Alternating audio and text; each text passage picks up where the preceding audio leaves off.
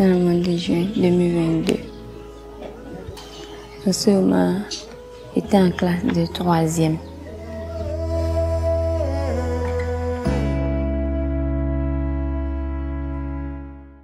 Et un jour, il m'avait forcé de venir chez lui. J'étais partie.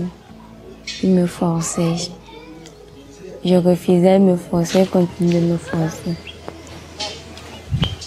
Et à la fin de ce mois, jusqu'à le mois de juin, je constate que je suis enceinte. Mais ce n'est pas ce que moi-même je rêvais.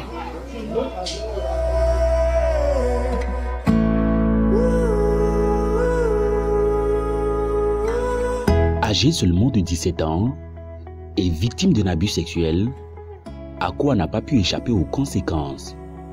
Si jeune et pleine de rêves, elle doit désormais affronter la vie avec un nourrisson dans les bras.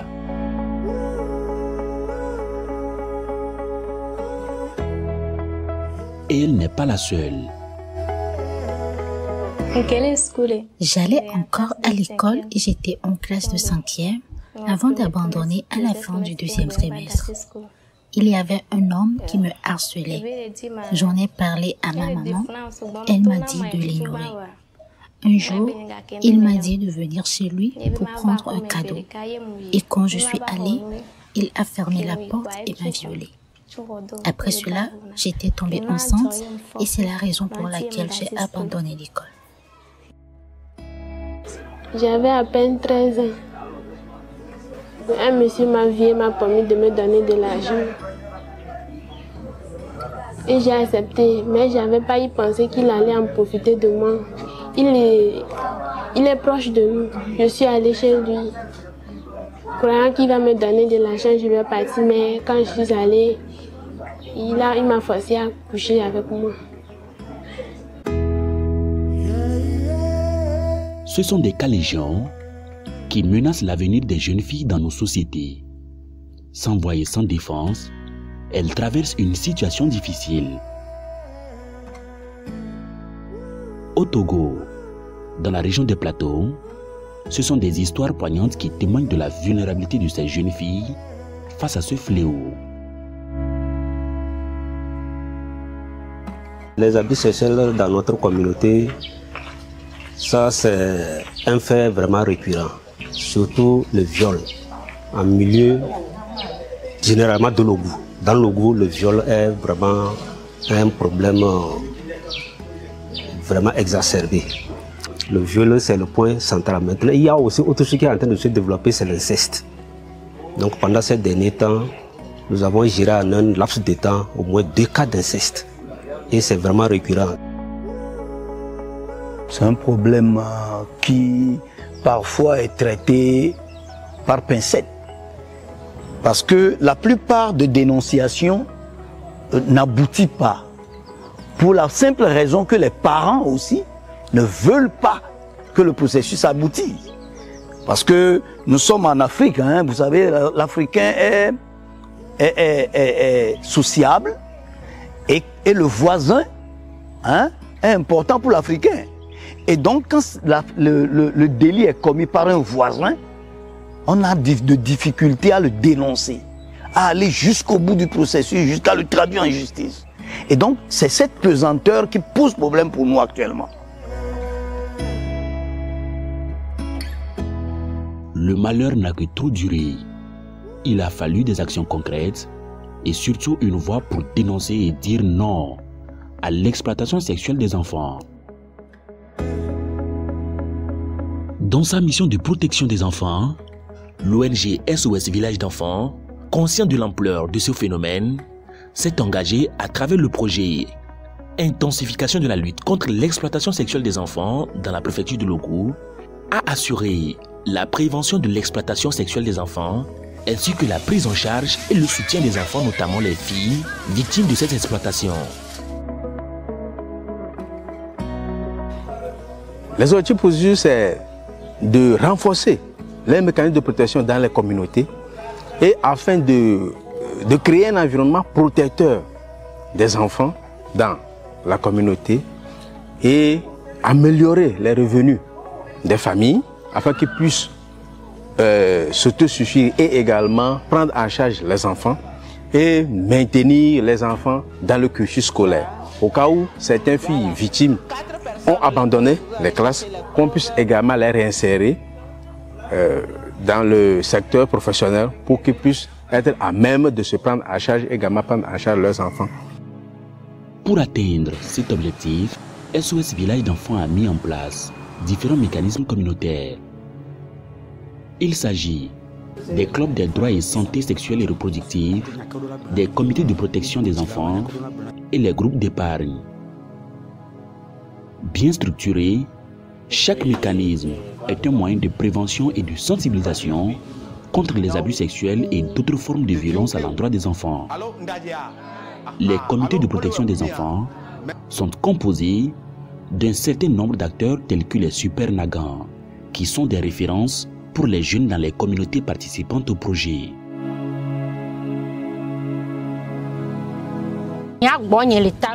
Chez moi, à Talo Djidjoli, les survivantes dont je m'occupe sont au nombre de 5. Elles sont toutes des jeunes mères. Actuellement, je n'ai plus de jeunes filles enceintes en charge. La toute dernière a enfanté et c'était à Koua. Elle continue toujours d'aller à l'école, bien qu'elles aient des bébés sous les bras. Une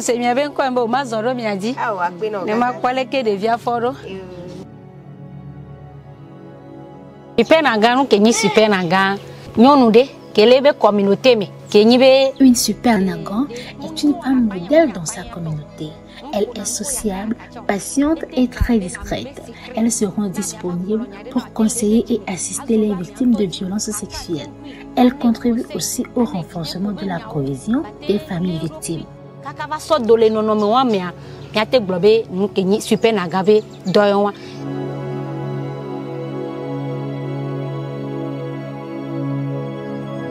Au lycée d'Akbaré, à plus de 15 km de la ville d'Atakwame, le club d'encadrement de SOS Village d'enfants fait sensation. Ici, c'est à travers ces jeux d'acteurs que les élèves se sensibilisent entre eux. Menstruation, grossesse précoce, abstinence font partie de leur lexique. Ils discutent désormais d'éducation sexuelle sans tabou. La loi 020-2022, voilà, qui porte sur les violences à caractère sexuel. Quant au lycée d'Afekbouta, ces séances de sensibilisation ont permis de réduire le taux de grossesse en milieu scolaire. Les élèves sont en première ligne de la prévention contre les abus et les violences sexuelles dans leurs établissements scolaires.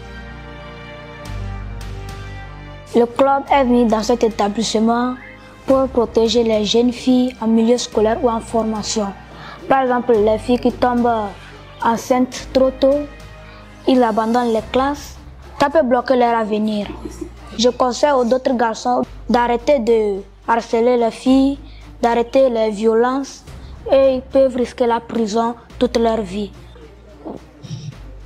Bonjour papa, bonjour maman. Bonjour Bella.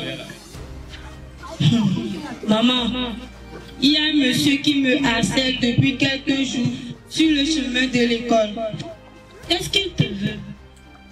Il veut qu'on soit amis. Il me propose beaucoup de cadeaux. Téléphone, moto et argent. Qu'est-ce que tu lui as dit? Je lui ai dit non, les études d'abord.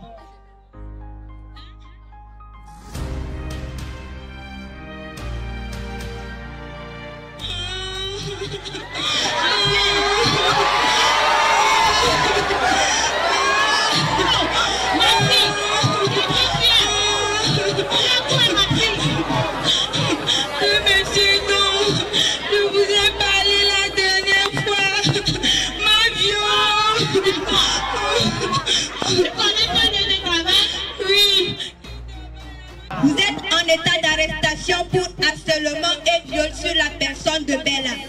Tout ce que vous direz peut être retenu contre vous au tribunal. Vous pouvez appeler votre avocat. Les clubs sont composés d'élèves et les élèves, entre eux, essaient de trouver des heures libres. Ils se parlent, ils se côtoient et beaucoup de choses se passent entre eux. En termes de grossesse, on est passé en dents de scie, de 6, 8. Aujourd'hui, pour cette année scolaire de 22-23, on a enregistré jusqu'à la fin de l'année 2 grossesses précoces.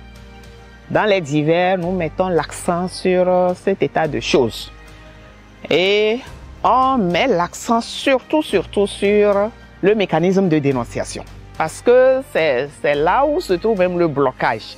En 2021, il a fallu vraiment du tact pour amener la mère de la victime à accepter. Puisque la situation était camouflée, l'exploitation a eu lieu hors l'établissement. Bon, étant informés, nous avons invité les parents, dont la mère. Au départ, on a poussé la fille à ne pas dire la vérité. Donc, je pense que le seul conseil, c'est sur le mécanisme de dénonciation pour, n'est-ce pas, mettre fin à cette exploitation sexuelle des enfants.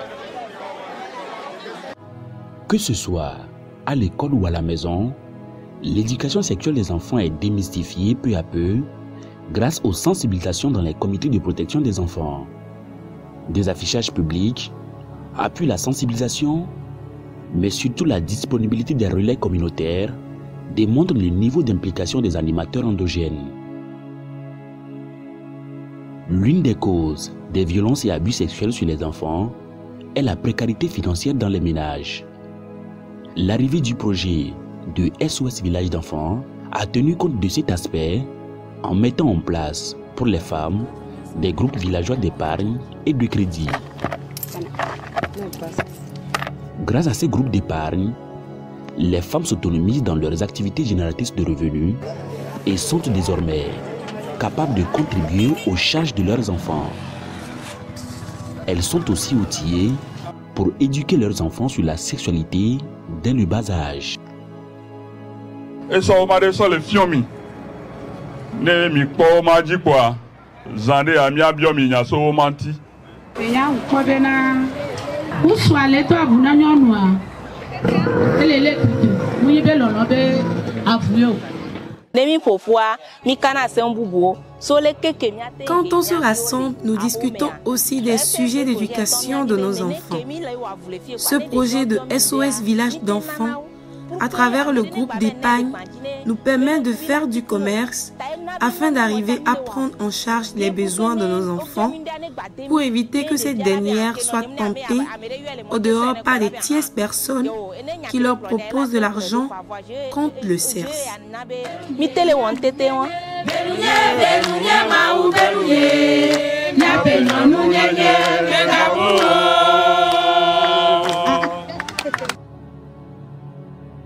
Les impacts du projet d'intensification de la lutte contre l'exploitation sexuelle des enfants dans la préfecture de Logo sont visibles. Les survivantes d'abus sexuels ont bénéficié des prises en charge de diverses natures. Sur le plan psychologique, le centre hospitalier régional d'Atapamé a été d'une grande aide. Au fil de l'entretien, par exemple, quand vous aborderez l'aspect scolaire, combien d'échecs vous avez eu? Elle va commencer par vous parler de ces échecs durant le cursus qu'elle a eu. Qu'est-ce qui peut expliquer cet échec-là? C'est à partir de là que vous allez déceler que, effectivement, il y avait eu des antécédents d'exploitation, des antécédents d'abus.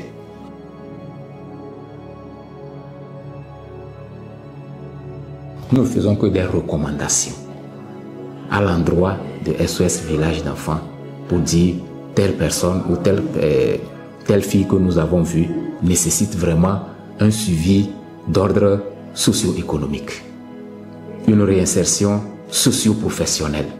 Ah non, il faudrait que cette personne-là retourne plutôt à l'école que de se mettre plutôt en apprentissage. Nous faisons de ces recommandations-là. Après les prises en charge médicales, les survivantes sont réinsérées à l'école pour continuer normalement leur cursus scolaire. Lors de l'arrêtement, je voulais cesser les études. Quand je me bépissais, je voulais cesser. Mais le projet m'a beaucoup aidé à travers les fournitures scolaires, tout, mes écoles et tout, et puis ça m'a donné beaucoup de courage de continuer. Quand j'ai retourné à l'école, ce n'était pas facile quand même, parce que j'avais honte. Mes amis m'insultaient, ils se moquaient de moi, mais ça ne me dit rien. Quand c'est arrivé comme ça, je devais faire la série CD pour être infirmière. Mais à travers tout ça, j'ai fait la série A4 pour devenir journaliste. SOS a parlé avec moi et il m'a pris. Il m'a fait visiter gratuitement l'hôpital. Il m'a offert des fournitures scolaires, il m'a payé de l'écolage. Il a même donné une somme à mon père afin qu'il régénère ça pour me supporter. Il m'a donné beaucoup de conseils pour ma meilleure vie. D'autres survivantes, par contre, sont réorientées vers l'apprentissage des métiers professionnels, avec une prise en charge complète pour garantir leur insertion socio-professionnelle.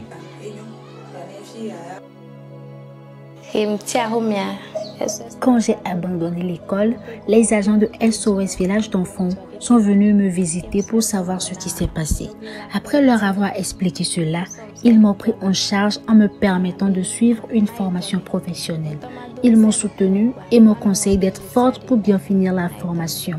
Les super nagants et les membres du comité de protection de l'enfant venaient régulièrement à l'atelier pour prendre de mes nouvelles et s'assurer que tout se passait bien.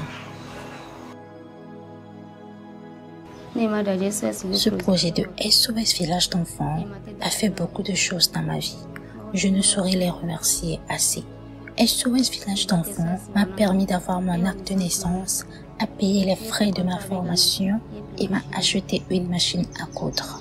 Cette année, je pourrai passer l'examen. La municipalité et la chefferie traditionnelle sont aussi très engagées dans ce projet. Elles contribuent fortement à la sensibilisation de leur communauté. C'est une thématique qui nous interpelle au quotidien.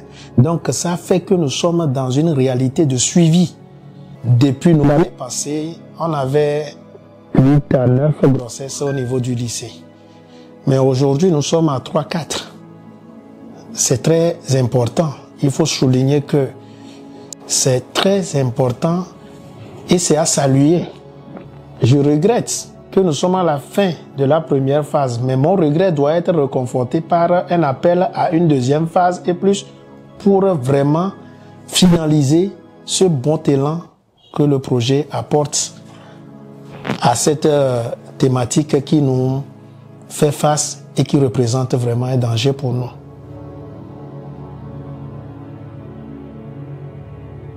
Nous avions accompagné SOS dans les suivis et pour nous, c'est de continuer à sensibiliser et parce que nous ne pouvons pas arrêter à ce niveau.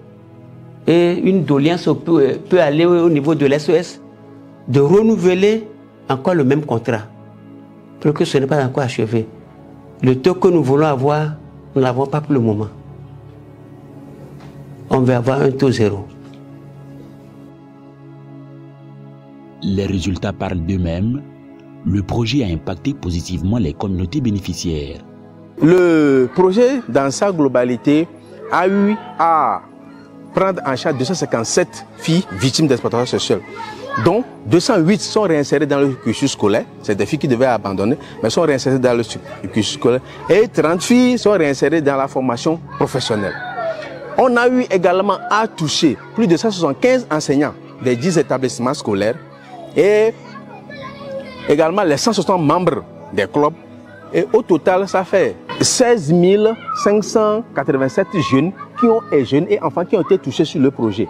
Et nous avons travaillé avec les 10 établissements partenaires. Tous sont des bénéficiaires. Nous avons eu à mener des activités dans ces établissements. Et autour, aujourd'hui, nous avons touché plus de 40 000 personnes par les activités du projet. Ces résultats sont palpables sur le terrain.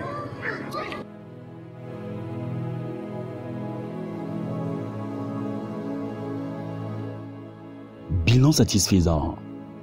Ce qu'ils ont fait, en principe, c'est ce que l'action sociale allait faire. Donc, comme l'action sociale n'a pas de moyen de descendre sur le terrain, de couvrir tout le terrain, c'est pourquoi ils ont pris cette option-là. On les a légués ce pouvoir de travailler en collaboration avec nous. Donc tout ce qu'ils ont fait, tout ce que nous avons fait sera capitalisé normalement dans nos activités, dans nos actions. Loin d'être des actes inaperçus et ignorés, les abus sexuels sont punis sévèrement par la loi. Les textes sont explicites. Le viol ou l'abus sexuel est considéré à juste titre comme un crime. Nous avons quand même d'outils nécessaires qui nous permettent aujourd'hui d'aller en guerre contre ce phénomène-là, qui devient maintenant en vogue et qui est tellement inquiétant et qui détruit notre société. Lorsque quelqu'un est accusé de prosélytisme, par exemple, ou bien de pédophilie, ou bien d'agression sexuelle, ou bien suivi d'une grossesse sur une mineure, la peine peut être une peine de réclusion. Ça veut dire que c'est des peines qui peuvent aller de 10, 20, 30 et même 50 ans. C'est en fonction des circonstances et c'est en fonction aussi de la gravité des faits avérés. Voilà.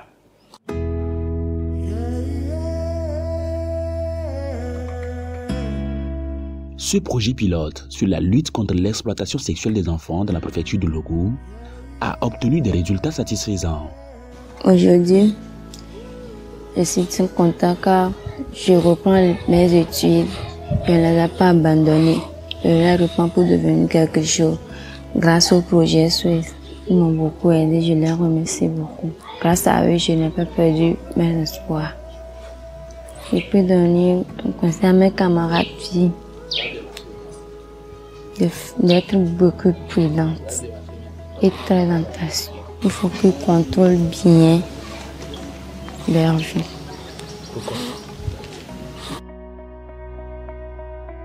Un impact voulu par la direction du SOS Village d'enfants et qui est directement en lien avec les objectifs de développement durable.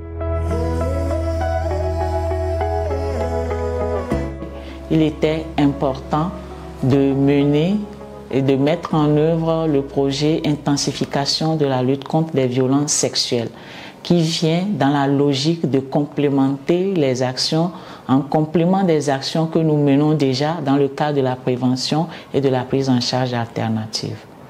Pour nous, SOS Village d'enfants, ensemble avec les partenaires, nous pouvons renforcer vraiment les familles, nous pouvons briser le silence autour des violences sexuelles, de l'exploitation sexuelle et nous pouvons amener toutes les communautés à mettre en place des mécanismes communautaires de protection et à mettre en place des cadres de protection des enfants durables. Nous avons constaté que le travail est grand et qu'il faudrait continuer afin de maintenir les acquis que nous avons aujourd'hui et afin de toucher plus de communautés. Et dans ce cadre, nous avons discuté avec nos partenaires, nous avons discuté également avec les partenaires qui nous ont accompagnés. Nous voulons parler de SOS Islande et SOS Suède et ils sont d'accord et nous sommes en train de pouvoir préparer la deuxième phase de ce projet avec tous les acteurs et tous les partenaires précités.